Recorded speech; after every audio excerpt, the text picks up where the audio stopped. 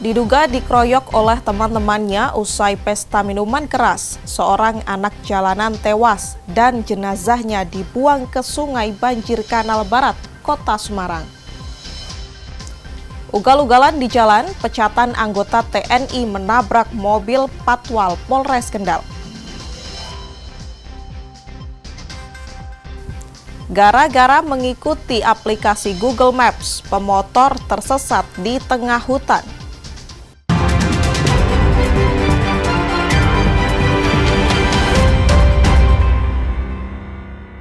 Saudara, apa kabar Anda hari ini? Selain 3 informasi tadi, sejumlah informasi menarik lainnya akan kami hadirkan untuk melengkapi Kompas Jateng hari ini. Selama 30 menit ke depan, Kompas Jateng menyajikan informasi independen dan terpercaya seputar Semarang, Jawa Tengah, dan Yogyakarta. Bersama saya, Gesi Lutfiah.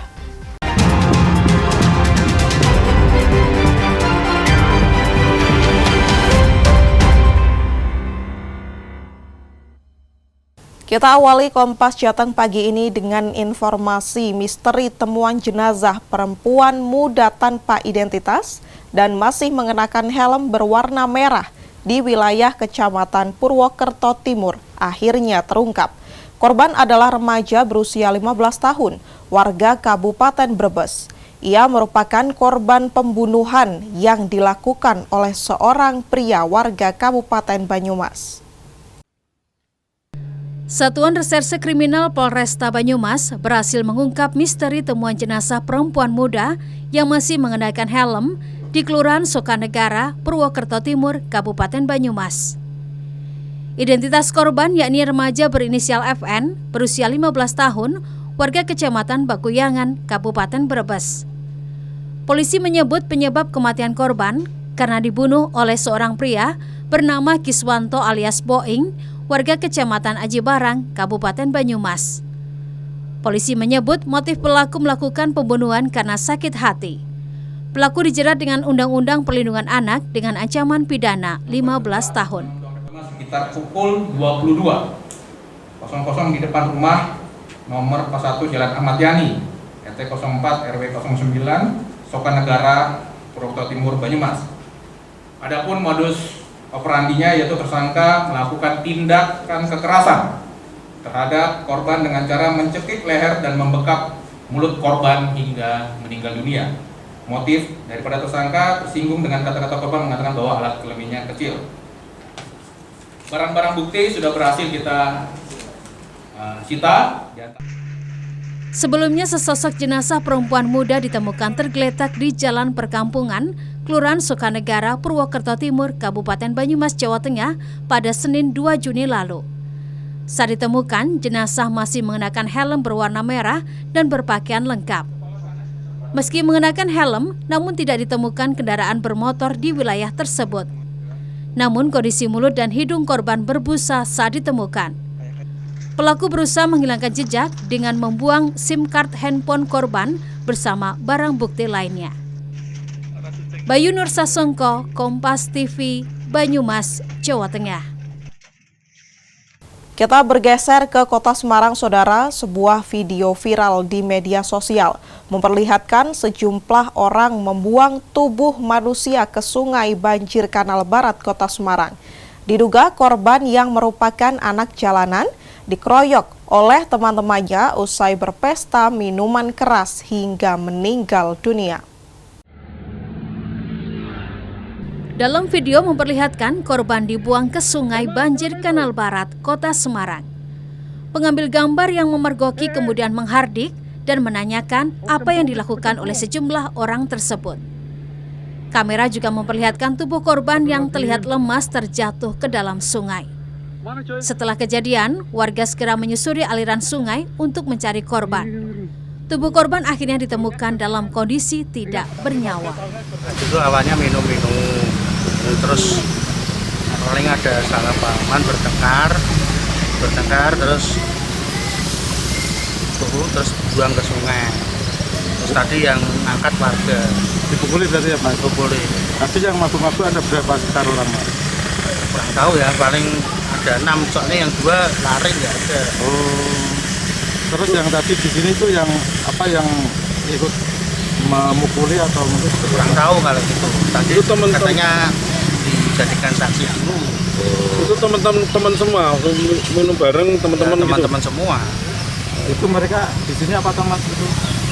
Ya, pemulung, tumpang ngamen, jualan serpinger. Oh, berarti bukan warga sekitar sini. Polisi dari Polrestabes Semarang mendatangi tempat kejadian perkara. Polisi juga meminta keterangan sejumlah rekan korban dan diantaranya dibawa ke Mapolrestabes Semarang untuk dimintai keterangan lebih lanjut. Jenazah korban kemudian dibawa ke kamar jenazah RSUP Dr. Karyadi untuk proses lebih lanjut.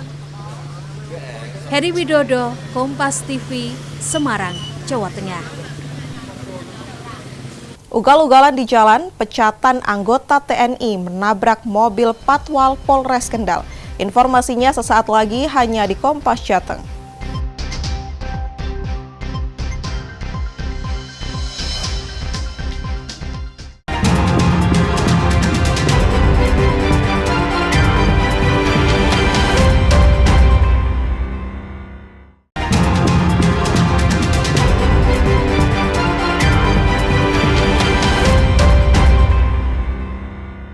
Masih di Kompas Jateng bersama saya, Gesi Lutfia.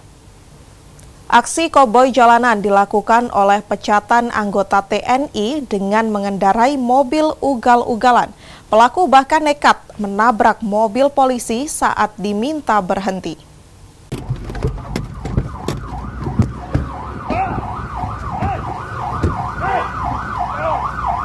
Dalam video yang direkam anggota kepolisian, terlihat seorang laki-laki hendak menyerang polisi usai mobilnya menabrak mobil patwal Polres Kendal yang memintanya berhenti. Polisi pun dengan sigap meringkus pelaku. Dari tangan pelaku, polisi menyita barang bukti berupa senjata tajam. Polisi menyebut pelaku dalam pengaruh obat-obatan terlarang saat mengemudi. Pengemudi kemudian menabrak bagian belakang kanan mobil dari Satlantas. Dari hasil sementara dari tes urin tersebut terindikasi yang bersangkutan mengkonsumsi metafetamin. Sementara itu, Dandim Letkol Eli Purwadi memastikan pelaku merupakan pecatan TNI sejak tahun 2018 lalu. Dan sudah di pemberhentian dengan tidak hormat dari kedinasan pada tahun 2018 sehingga saat ini yang bersangkutan yang sudah murni sipil. Akibat perbuatannya, tersangka akan dijerat dengan pasal berlapis dengan ancaman 10 tahun penjara. Danang Prakosa, Kompas TV, Kendal, Jawa Tengah.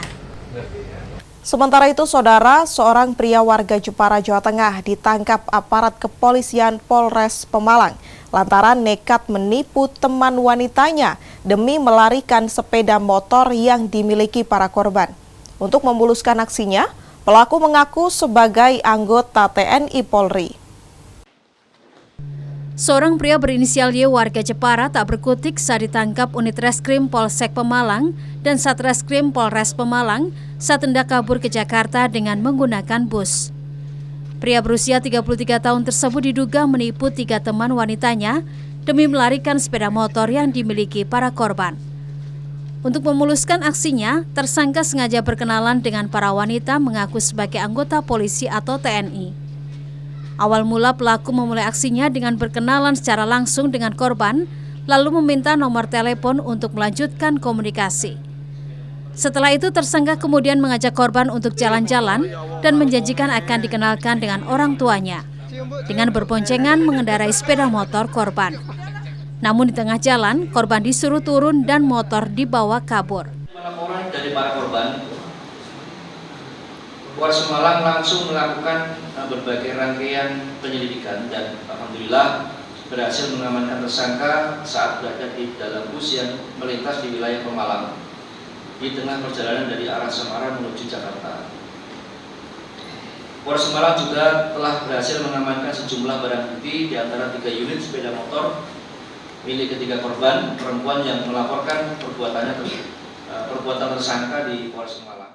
Awalnya kan numpang ngecas, terus gimana? Iya sampai penuh terus ngajak Kenalan sih enggak ya, saya nggak merasa tanggung jawab. Cuman dia kan duduk di depan lurusan. Seolah-olah ya saya nggak sadar aja diajak ngobrol. Nah terus motornya sampai ke bawah gimana ceritanya? Ya singkat cerita ngajak jalan, katanya mau kenalin orang tuanya. Oh gitu. Ya, Dia ngakunya duda atau? Bujang. Ya tapi memang bujang. Nah ngakunya polisi apa TNI waktu itu? Polisi. Polisi. Iya, memang pakai kaos polisi dia coklat. Oh, tapi pangkatnya apa Bu? Ya nggak bilang pangkat. Punya dibawa motor dibawa tuh gimana? Pas sadarnya pas kapan? Ya dibawa terus saya sebenarnya menjadi Itu disuruh turun di jalan? Iya. Tersangka sebelumnya pernah menjalani hukuman dengan kasus yang sama sebanyak 4 kali di wilayah Jawa Tengah maupun Jawa Barat. Akibat aksinya ini tersangka terancam hukuman 5 tahun penjara. Ari Himawan, Kompas TV, Pemalang, Jawa Tengah. Sorotan lainnya, Saudara, Majelis Hakim Pengadilan Negeri Sleman menolak permohonan intervensi yang diajukan tim tolak ijazah palsu usaha nggak punya malu atau tipu UGM dalam sidang gugatan perdata ijazah Presiden ke-7 Joko Widodo. Hakim kemudian memerintahkan pihak penggugat dan tergugat untuk melakukan mediasi selama 1 bulan ke depan. Pengadilan Negeri Sleman kembali menggelar sidang gugatan perdata terkait polemik ijazah Presiden ke-7 Joko Widodo pada Selasa siang. Agenda sidang kali ini adalah putusan sela terkait permohonan intervensi yang diajukan tim tolak ijazah palsu usaha nggak punya malu atau tim tipu UGM. Majelis Hakim yang diketuai Cahyono menolak permohonan intervensi tersebut. Majelis Hakim kemudian memerintahkan pihak penggugat dan tergugat untuk melanjutkan pemeriksaan perkara melalui proses mediasi. Para pihak berperkara diberikan waktu melakukan mediasi selama 30 hari dan jika belum menemui titik terang, bisa diperpanjang 15 hari. Dalam proses mediasi, baik penggugat yakni Komardin dan tergugat 8 orang dari UGM menggunakan mediator dari Pengadilan Negeri Sleman. Sidang akan kembali dilanjutkan setelah Majelis Hakim menerima laporan dari Hakim Mediator. Berdasarkan pertimbangan tersebut, maka Majelis Hakim berpendapat bahwa permohonan intervensi yang diajukan oleh pemohon intervensi tersebut tidak beralasan hukum dan harus dinyatakan ditolak. Menimbang bahwa oleh karena permohonan intervensi yang diajukan oleh pemohon intervensi dinyatakan ditolak, maka Majelis Hakim memerintahkan kepada para pihak inkasu penggugat dan para penggugat 1 sampai dengan tergugat 8 akan melanjutkan pemeriksaan perkara ini. Menimbang bahwa oleh karena permohonan intervensi yang diajukan oleh pemohon intervensi dinyatakan ditolak, maka Majelis Hakim memerintahkan untuk melanjutkan pemeriksaan perkara ini dan berkaitan dengan biaya perkara ditangguhkan sampai putusan akhir. Menanggapi putusan ini, pemohon intervensi mengaku tidak setuju dengan putusan hakim yang menyebut pihaknya tidak punya hubungan hukum secara langsung. Penggugat intervensi saat ini tengah menyiapkan langkah hukum selanjutnya terkait perkara tersebut. Intinya dari putusan tadi kami tidak kaget juga, kami juga sudah mempertimbangkan, jadi kami sudah mempertimbangkan langkah-langkah hukum apa yang nanti akan kami ambil, tapi nanti juga akan kami koordinasikan dengan prinsipal kami, Pak Muhammad Taufik, Dr. Muhammad Taufik, dan juga tentunya dengan Pak Kamardin dan rekan-rekan aktivis di Jogja. Sebelumnya advokat Komardin menggugat 8 orang mulai dari pimpinan UGM hingga dosen pembimbing Jokowi terkait polemik ijazah Presiden ke-7 Joko Widodo. Michael Aryawan, Kompas TV, Sleman, Yogyakarta. Gara-gara mengikuti aplikasi Google Maps, seorang pemotor tersesat di hutan. Informasinya sesaat lagi hanya di Kompas Jateng.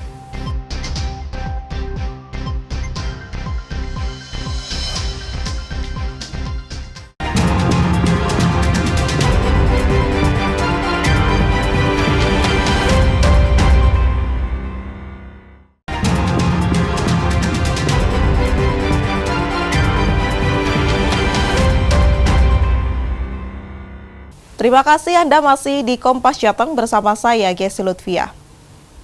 Gara-gara mengikuti petunjuk jalan di aplikasi peta Google Maps, warga asal Semarang tersesat di tengah hutan di wilayah Kedung Jati, Kabupaten Grobogan, Jawa Tengah. Korban mengaku tersesat di hutan selama 3 jam. Seorang warga asal Semarang, Jawa Tengah yang hendak ke Desa Padas untuk menemui kerabatnya justru tersesat selama 3 jam di tengah hutan di wilayah Kedung Jati, Kabupaten Grobogan. Korban mengaku mengandalkan petunjuk jalan dari aplikasi Google Maps di ponselnya dan sesekali sempat bertanya kepada warga yang ditemui. Namun korban kehilangan arah dan masuk ke hutan jati di wilayah Kecamatan Kedung Jati, Kabupaten Grobogan sekitar pukul 8 pagi. Korban berusaha mencari jalan keluar dari hutan, namun bingung tidak tahu arah. Akhirnya korban berhenti di sebuah gubuk di tengah hutan dan mengabarkan kepada kerabat yang ia datangi jika dirinya tersesat di tengah hutan. Kerabatnya lah yang kemudian menghubungi petugas untuk meminta bantuan mencari kerabatnya yang tersesat di hutan. Dari Semarang itu sekitar jam 7. Karena saya nggak daerah sini Kedung Dal itu yang saya tuju kan Kedung Dal, Padas, Kecamatan Kedung Jati. Saya nggak pernah ke sana. Saya akhirnya pakai Google Map. Nah, akhirnya diarahkan ya beberapa kali tanya sih ke beberapa warga ya. Sudah berapa jam tersesat di hutan? Ya, tadi Mas pokoknya sampai itu jam 8. Sampai sini hutan Ibu ya? Iya, jam 8 itu sudah masuk. Terus, tapi ketemu bapak-bapak tadi sekitar jam. Tidak lama, petugas gabungan dari Perhutani KPH Telawah, BPBD Kabupaten Grobogan, anggota Polsek Kedung Jati, serta masyarakat mencari warga yang dilaporkan hilang. Hingga akhirnya korban ditemukan di sebuah gubuk di tengah hutan. Pencarian. Untuk pencarian yang kita agak sulit itu, yang Google Map-nya itu membingungkan. Jadi untuk titik lokasi itu agak muter-muter itu, Pak. Ditemukan jam berapa tadi, Mas? Ditemukan sekitar jam 12.14. Selanjutnya korban yang dalam kondisi sehat diantar petugas keluar hutan hingga sampai ke tujuan semula di Desa Padas, Kecamatan Kedung Jati, Kabupaten Grobogan. Rifai Handoko, Kompas TV, Grobogan, Jawa Tengah. Kita beralih ke informasi lainnya, Saudara. Kementerian Pendidikan Dasar dan Menengah menambah kuota jalur prestasi untuk jenjang SMA SMK. Perubahan kuota jalur prestasi tersebut untuk memberikan kesempatan lebih besar bagi siswa yang memiliki prestasi.